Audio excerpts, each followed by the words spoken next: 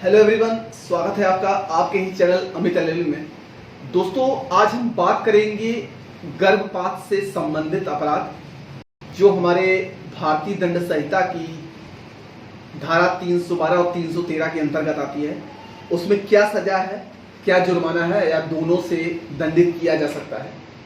तो सबसे पहले अगर हम बात करें कि पहला पॉइंट आता है जो आईपीसी का सेक्शन 312 कहता है कि यदि स्त्री की इच्छा से या महिला स्वयं अपनी इच्छा से अगर गर्भपात कराती है और वह पर्याप्त कानून के तहत नहीं था, मतलब वो पर्याप्त कानून के अंतर्गत नहीं था, तो उस स्त्री को धारा 312 के तहत दंडित किया जा सकता है या दंड का पात्र माना जा सकता है या कारावास या जुर्माना दोनों से दंडित किया जा सकता है।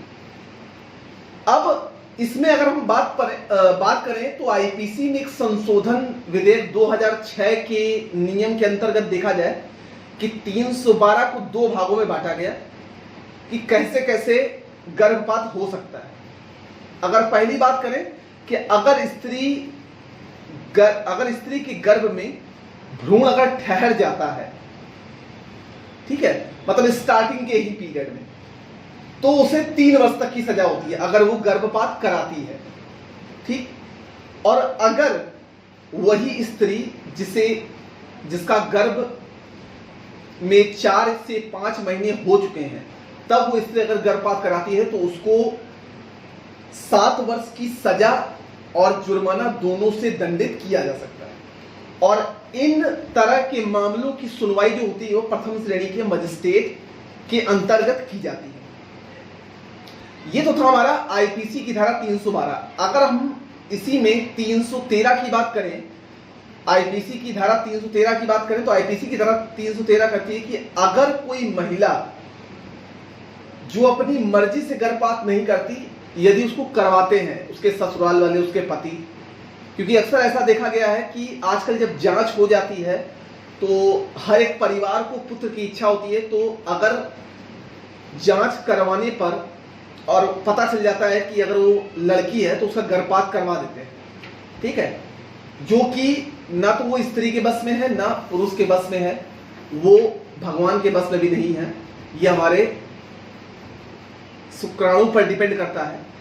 तो अगर कोई व्यक्ति महिला की मर्जी के बिना उसका गर्भपात करवाता है तो ये एक घोर अपराध माना गया है, जिसके लिए उसको आजीवन कारावास, कठोर कारावास और जुर्माना अन्यथा दोनों से दंडित किया जा सकता है, जिसके लिए आईपीसी की धारा 313 लगती है। उसके खिलाफ मुकदमा दर्ज हो सकता है और उसको आजीवन कारावास या जुर्माना दोनों से दंडित किया जा सकता है।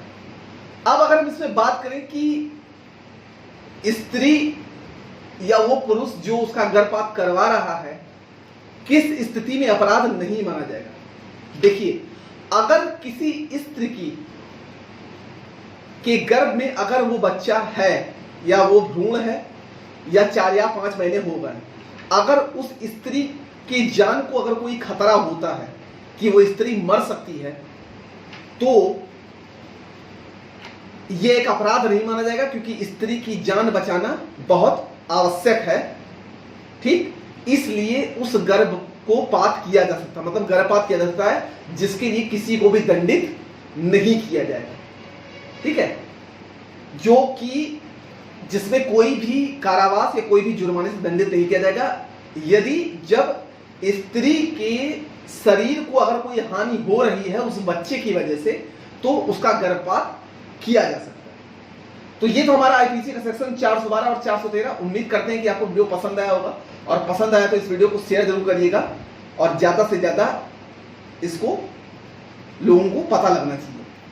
हमारे वीडियो को देखते रहिए और पसंद आता है तो सब्सक्राइब करिए, लाइक करिए और शेयर जरूर करिए। ज्यादा से ज्यादा शेयर करिए ताकि लोगों को पता चले कि आम लोगों के क्या अधिकार हैं, क्या कानून है और कौन कौन से कानून हैं जिनको हमको जानना बहुत जरूरी है। तब तक के लिए धन्यवाद। अपना ख्याल रखिए, घर में बने रहिए और वीडियो को एंजॉय करिए।